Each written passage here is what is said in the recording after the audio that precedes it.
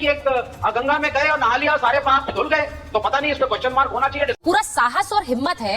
ये सनातन के जो आयोजन है या फिर सनातनी जो पर्व है उन पर सवाल उठाने का बहुत साहस है। बहुत मक्का मदीना में जाते हैं लोग, तो हम क्या सवाल उठाना शुरू करते? हम ये कहें कि वहां जाने से क्या हासिल होता है? वहां तो पापी जाते हैं। अगर मान लो मैंने अपना विवेक खूंटी पर टांग करके आ गया और मैं अपना नाम विवेक रख लिया, तो क्या मतलब मैं विवेक पूर्ण थोड़ी हो जाऊंगा मैं? आइए देखते हैं, बैठचंद मजा आएगा। बात बोली है उन्होंने, कहा कि इस तरह का जो साहस है, हिम्मत है, वो सिर्फ हिंदू धर्म पर टिप्पणी करने का है। ये साहस कहीं और है नहीं, और मैं तो चाहती हूँ कहीं भी ना हो। किसी भी धर्म पर टिप्पणी करने का साहस होता ही क्यों है? लेकिन ये कह देना कि पापी जाते हैं, सब पापी है वहां। देखिए, नहीं, पापी की नहीं है। अपने अपने धर्म में रिफॉर्म्स जरूरी है, समय के साथ बदलाव जरूरी है, और सभी धर्मों के अंदर रिफॉर्म्स और चेंजेस हो भी रहे हैं, स्पिरिचुअल प्रैक्टिसेस में भी हो रहे हैं। कबीर बहुत बड़े रिफॉर्मिस्ट थे। उन्होंने कहा जरूरी नहीं कि वाराणसी में मरोगे तो ही स्वर्ग मिलेगा, और मैं मगहर जाऊंगा, वहां पे देह को त्यागूंगा, मुझे वहां भी स्वर्ग मिलेगा। रिफॉर्मिस्ट थे। आपके राजा राम मोहन रॉय थे, ब्रह्मो समाज से रिफॉर्मिस्ट थे, विडो मैरिज शुरू कराई, सती प्रथा के खिलाफ लड़े। तो रिफॉर्मिस्ट होना जरूरी होता है। मात्र अगर ये आप कह देंगे कि एक गंगा में गए और नहा लिया, सारे पाप धुल गए, तो पता नहीं, इस पे क्वेश्चन मार्क होना चाहिए, डिस्कशन होना चाहिए या नहीं। आस्था अपनी जगह पर है। क्या कोई प्रश्न ना पूछे आपस में किसी से, किसी शंकराचार्य से? नहीं, प्रश्न पूछने पे कहाँ कोई सवाल कर रहा है विवेक जी? विवेक जी जी, अरे भाई विवेक जी, प्रश्न पूछने पर मैंने सवाल किया क्या? मैंने ये आपसे कहा कि अगर ये कह दें कि भाई कुंभ में कुंभ की डुबकी, गंगा मैया के दर्शन, कुंभ स्नान, इसके लिए तो सोचिए विदेशों से स्टीव जॉब्स की पत्नी आ गई, उसको लेकर इतनी चर्चा हो रही है कि वो अमेरिका छोड़कर यहाँ भारत में रह रही है। स्टीव जॉब्स की पत्नी वो यहाँ भारत में सनातनी, सुनिए मेरी बात सुनिए। जिसके पास पैसा है, जिसके पास नाम है, वैभव है, उसे वो नहीं चाहिए, उसे तब भी कुंभ में आना है।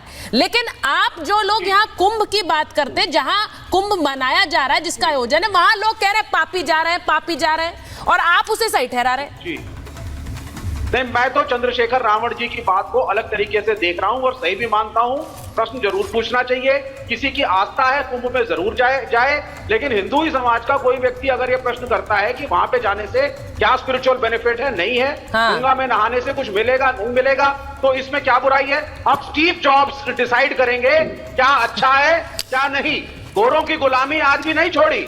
आई एम सॉरी विवेक जी। देखिए, मैं एक चीज आपसे कहूं विवेक जी, उनका एग्जाम्पल देंगे। हाँ विवेक जी, देखिए, मैं शलभ मणि जी की एक बात से पूरी तरह सहमत हूं। ये जो पूरा साहस और हिम्मत है, ये सनातन के जो आयोजन है या फिर सनातनी जो पर्व है उन पर सवाल उठाने का बहुत साहस है, बहुत हिम्मत है हमारे देश में लोगों की। और ये इसलिए मैं कहती हूँ, मेरी बात सुनिए ना विवेक जी, मेरी बात सुनिए। आपसे बस दरख्वास्त कर रही हूँ क्योंकि आज तबियत थोड़ी मेरी ठीक भी नहीं है, तो मैं अगर आप बहुत ज्यादा चिल्लाकर बात करना नहीं चाहती, मुझे आपको पता है, इसलिए जरा मेरी बात सुनिए।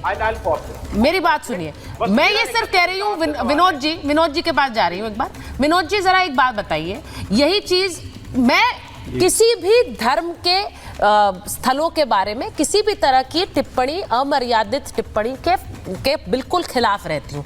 और मुझे ये लगता है कि कोई बड़ा भव्य आयोजन वेटिकन सिटी में होगा तो क्या हम ये बोल देंगे, वहां पर सवाल उठाना शुरू कर दे?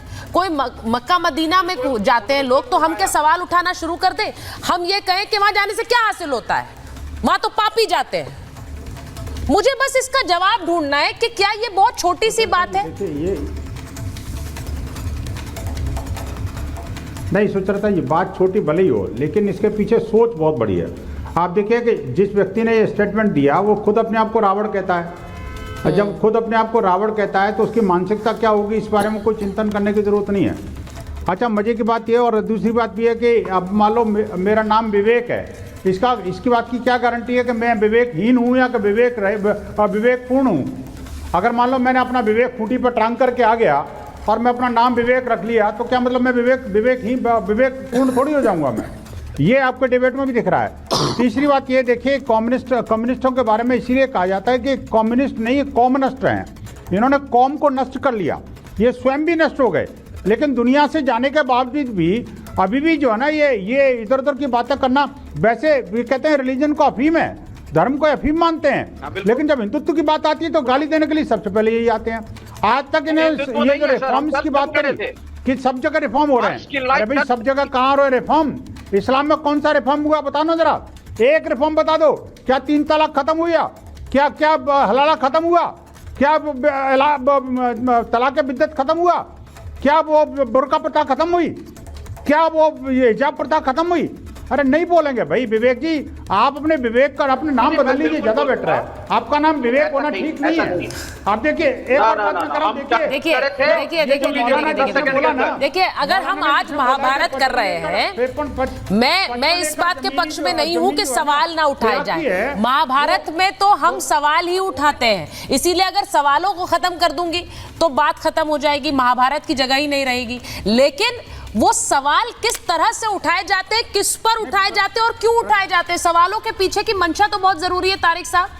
मैं इसीलिए बोलती हूँ सवालों के पीछे की मंशा, सिर्फ सवाल सिर्फ हिंदुओं पे ही उठाए जा सकते हैं और मैंने वो सवाल इसलिए पूछा। तारिक जी के पास जा रही हूँ, मुमताज जी आ रही है, उसके बाद तारिक साहब आपके पास आ रही हूँ। विवेक जी आप जवाब देना चाह रहे हैं, मैं एक बार वापस आऊंगी आपके पास।